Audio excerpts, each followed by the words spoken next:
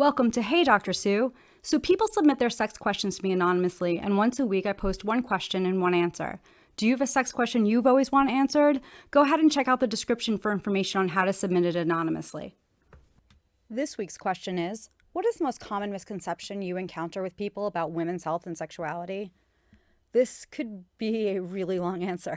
There's so much that people of all sexes don't understand about women's bodies, including basic anatomy and physiology, like the fact that women have sex and urinate through two different openings, and that the presence of a hymen or the absence of it is not indicative of our sexual history, that a woman's body can't prevent itself from getting pregnant on its own.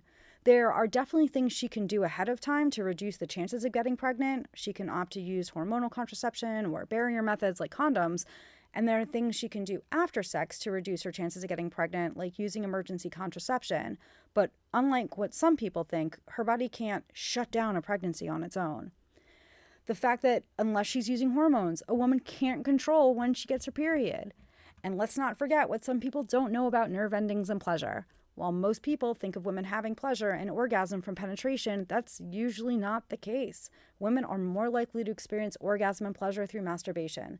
And the reason is that the majority of a woman's nerve endings in the genital area are in the clitoris, which is outside the vagina. This list could go on, and thanks to social media, my students are constantly updating me with more things that people talk about publicly that just show how little they know about women's bodies.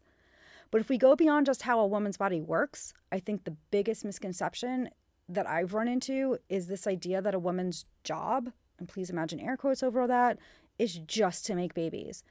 I want to acknowledge that there are religions and cultures that believe that a woman's job is to have children. And I don't want to get into a religious or cultural debate. If that's what you believe, then fine. That's your belief.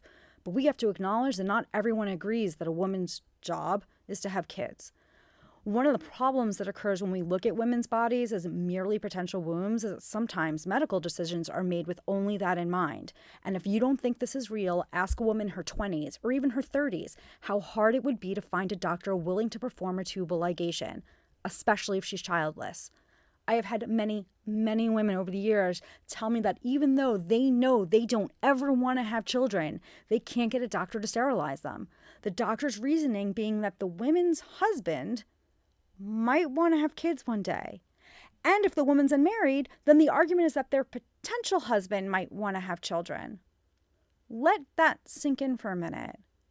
We're limiting what a woman can do to her body because of her potential future husband? First off, that's incredibly heteronormative.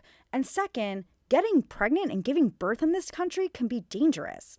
The United States has the highest maternal mortality rate in the industrialized world, and we're not allowing women to take measures to stop them from getting pregnant because we think that women getting pregnant is their main job? And what does this mean for all the increasing number of women who are choosing to be childless? And what does it mean for all the women who can't have children? I think we need to do a better job of educating people about women's bodies and how they work, and honestly, not just during the childbearing years, but across the lifespan.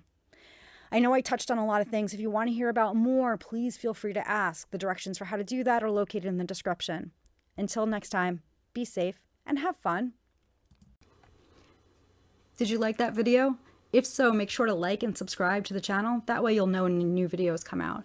Also check out the description to find out how to find me on Instagram, Medium, and Twitter. And make sure to check the description for links where you can submit your sex question.